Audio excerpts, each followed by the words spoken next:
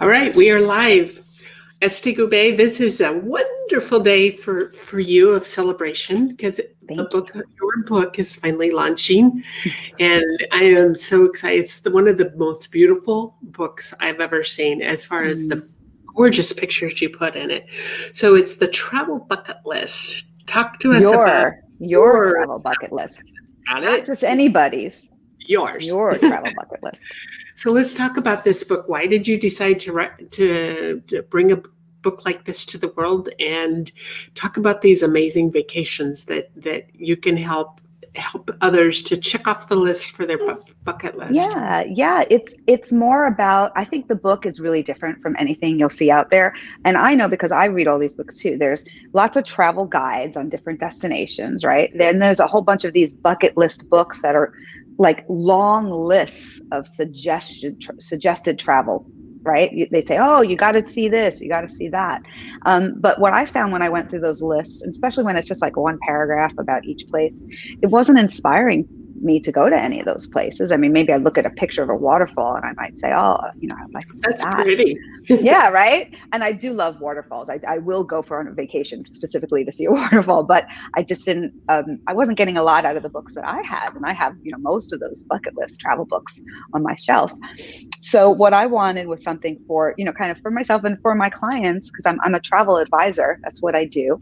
And, one of the things I love doing is these travel talks, and I do them a lot. I did them a lot in person when COVID wasn't an issue, and I've done a lot of these online workshops where I help people build a really good, solid travel bucket list. And I love doing it. So I took that concept of the travel talk and I put it down on paper. And then I just continued, and I continued to add things. So whenever, because we had COVID going on and there wasn't a lot of travel happening for a while, there wasn't even, the print shops weren't even open to print the book. I had the book kind of sitting on my laptop for a while, and I would keep going back and adding stuff. Like I have these little advisor tip sections, just one small sentence on every kind of other page that's like a tip. And when I thought something came to my head, oh, that's a good tip, I'd rush over to my manuscript that I had in the book. So it kept evolving in so many ways. And so that's how the book came about, is really something where I kind of put in everything I know about travel, things that I thought that my clients didn't know, that like people were asking me, what's glamping? And so I have a little box spotlight with a picture of like this gorgeous, like fancy modern kind of igloo looking structure. Yeah, right. And you look at it, you go, what is that? Is that something? Is that a hotel? And I explain what glamping is. It's glamorous camping, in case you haven't figured it out. And just things like, a lot of people ask me, what's going on like with the cruise ships and what's cruising going to be like in the future. And so I talked a little bit about what cruises are like. And actually, cruising is a great way to travel. And a lot of people don't know there's so many small ships that you could do. You don't have to do the big 3,000 people ones, like the ones where people got sick, and you can do one that's 300 people, or I've always 600 wanted people. to do one around the Greek islands. I just, that's my dream. Yes. And I had that planned in last May. I was going to do, actually I was going to do a small yacht. So they have 8 people on a yacht, and they do this, it's not expensive. You think it is, but when you're doing a group thing, it's not as expensive. You're not chartering the yacht yourself, right? So I was going on a yacht for 4 days down the Croatian coastline. And then I was going to do a cruise from Greece down all the islands into Turkey. Oh, yeah. fun. So I was going to see everything. I'm going on that trip this coming May for sure. We get COVID behind us. I think there's going to be a lot of us going, wow, we're free. Well, I've seen it already. I've seen, first of all, a lot of people just wanting to dream about travel again, because we've been cooped up for a long time. And the book is great for that. It's a little inspiration, right, to plan in the future. I've seen over the past 6 or 7 weeks, just a ton of new clients booking the Caribbean and Mexico. They're easy flights from the US. Safety protocols are all in place. Everyone's been coming home and everyone's been telling me it's been great. And it's actually a really, really, really good time to travel to those places because the hotels have like 50% occupancy, right? And their dining is all outside. All the tables are 6 feet apart. All the lounge chairs at the pool are grouped with just your family and then 6 feet apart.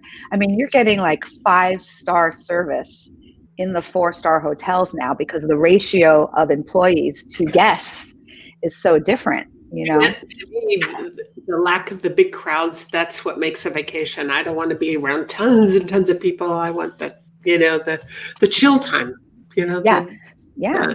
And the industry is changing now. They're preparing for that. They're doing much more with like, spreading people out. The villas are getting huge. Lots of the companies that I work with, the vendors that I work with now have homes available for rent that you can, that are not as expensive. It used to be if you wanted to rent a vacation home, we were talking like this major villa, it was either Airbnb, somebody's old house and you don't know what you're getting, or like this, 4 seasons villa. Well, now there's options, all in all different price ranges. So it's a really cool time to travel for sure, I think, and a good time to read the book. And in any case, whether you want to travel yet or not, the book isn't about planning the next trip. It's about planning your lifetime of trips.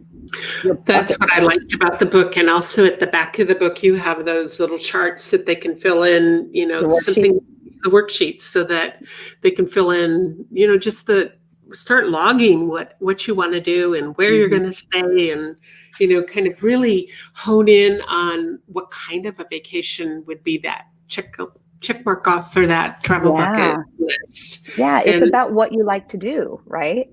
Right. Yeah. And it's whether it's going for learning new cooking in certain areas and all of that. You thought of it all when you wrote this book. It's really cool. Thank you. Yeah. I just think, the concept of the book is think first about what you want to experience. Have experiential travel experiences. That's what it's all. I just use that word 3 times. But the meaning is like, what do you want to do when you're on vacation? What do you love to do? Are you really into cycling? So plan, a cycle tour, Are you really into scuba diving? Plan, where is the coolest scuba diving in the world? You don't plan it on what's the hot destination on Instagram. Right? That's not necessarily the right destination for you. You plan it based on what you want to experience when you're on that trip.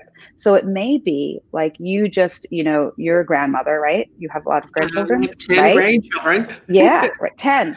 How amazing would it be to plan a trip, maybe one of your milestone birthdays or something, and take all your children and your grandchildren on a trip together, right? That would be so awesome.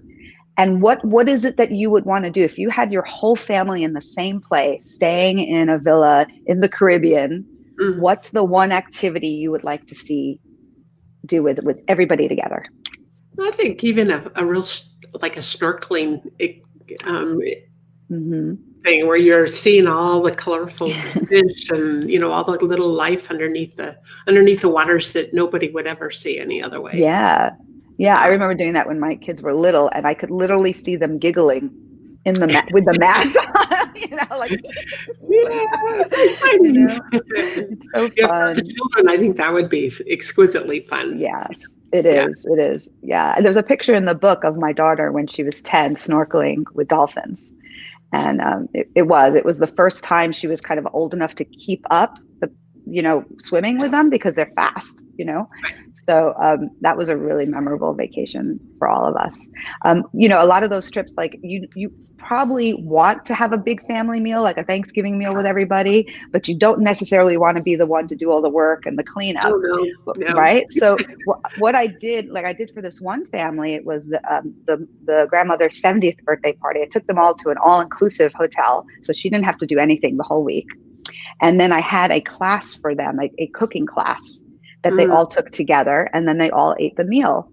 And so the whole family, all the grandchildren, everybody was there, mixing this, food and putting it together. They all had like matching aprons on and stuff. It was so cute. So things like that. So much fun.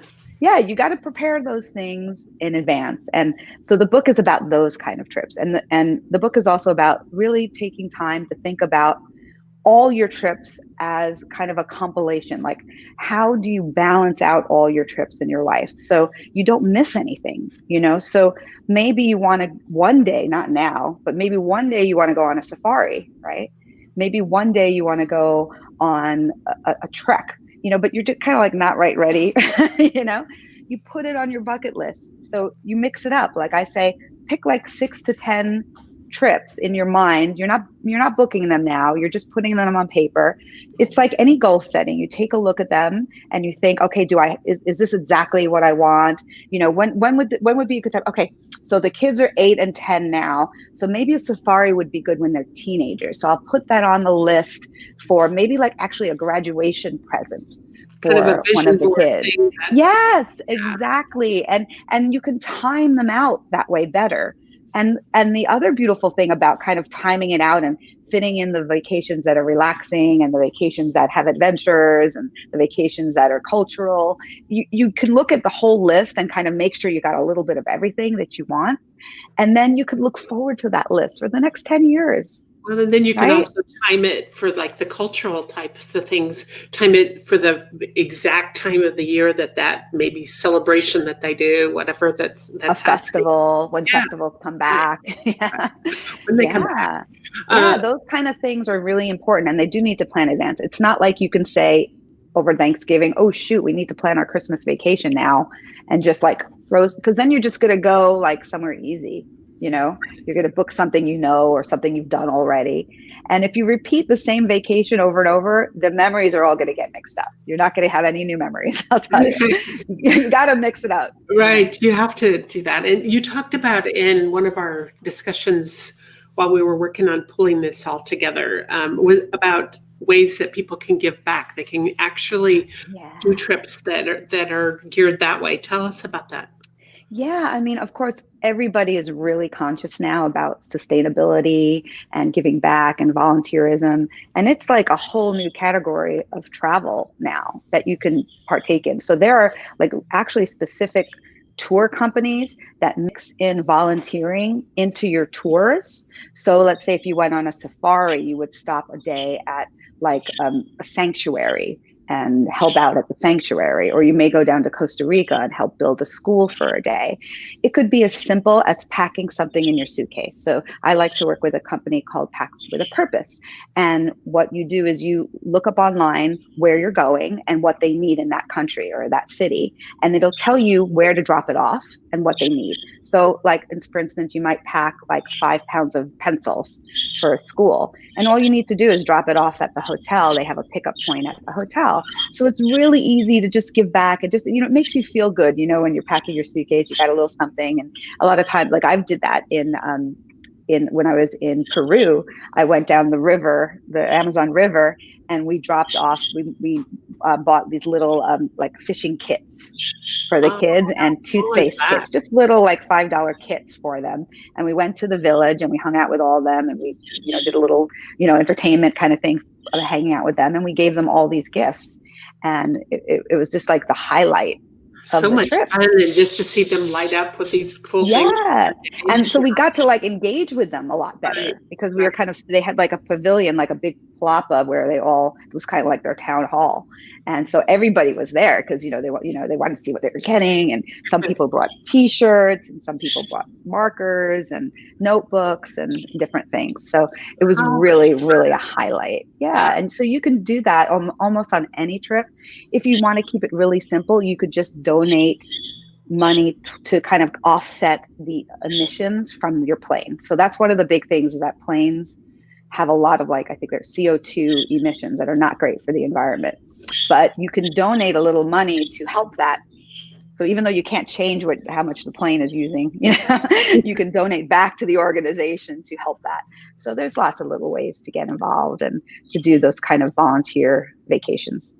well, if you're listening to this, or if you're going to listen to Mhm. the recording of this, make sure you pick up a Mhm. copy of this book. It's something that I'm picking up for some of my grown children, as the planning, because I know several of them that just have these huge, wonderful lists of things they want to do. But I think this will take it far, far deeper than just Yes. planning a trip. Yes, it is. It's a deep dive into why you want to travel and what you want to get out of your trips. Yeah. So definitely, I think it's a great book, and it's a great gift book right now. Like, who doesn't want an inspiring book about travel right now? It's just kind of like we're all ready, to think about it and start planning trips, or at least start thinking about the trips that we're going to plan soon. I think even the pictures in the book will prompt that. Oh, I got to go see that. Yeah, I mean, I was so picky about the pictures. Like, first I did the list of like what I thought were the kind of top activities, like I talk about, and where to do them. And then I took that same list and I decided what pictures to put in the book based on a nice combination of top bucket list type activities. So you'll see the pictures, some of them are pretty view, but a lot of them are people doing stuff, having a fun time doing things. And that's what's inspiring, I think, when you see another family, zip lining or white river rafting, and you go, ooh, that looks like fun. That little kid's doing it, or that, they're doing it. You picture yourself in it as well. So that's my hope. You should be very, very proud of it. Thank you. Thank you. Yeah, so anyone can go on Amazon now. It's ready, right? Very exciting. You should be able to find it in the bookstore, the catalogs for the different bookstores, Barnes and Nobles, all of them. Should be able to find it there. You can even if you just type in her name, or type in Estee Gubbay, or type in your travel bucket list, and it should come up that way. But if you can't find it, do both. Do your travel bucket list, Estee Gubbay, and it should come up. Just really, your bird's excited for me. I know. Is that a bird? I have two of them, and they're got to the squawky zone. They're like, we want to go. We want to take a flight somewhere. Ready. Yes. So I hope people do pick up the book, and I'd love for them to get it now so that they have it for Thanksgiving dinner. So you can. It's just a great way to sit around the table with your family and have a meaningful discussion. I just think, that's what I did when I was writing the book, and it was great. And people who I've given the book to so far have all, see the feedback. A lot of them said the same thing, that it kind of opened their eyes to this discussion they could have with their family about what they want to do, what they dream about, and it's just a nice conversation to have at the Thanksgiving table. I know in my house, I try so much to extend Thanksgiving dinner. It happens so fast. Everybody eats and then they get up, and I'm like, yeah, let's talk. Let's not fight. Let's talk about. Let's talk about something fun and exciting. Yeah. So I think it's a good gift as well for the holidays to give people.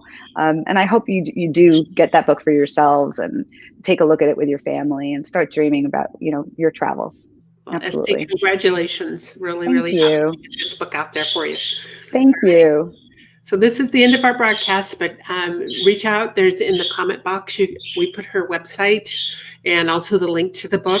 Follow those links and keep on planning. Start building that wonderful vacation.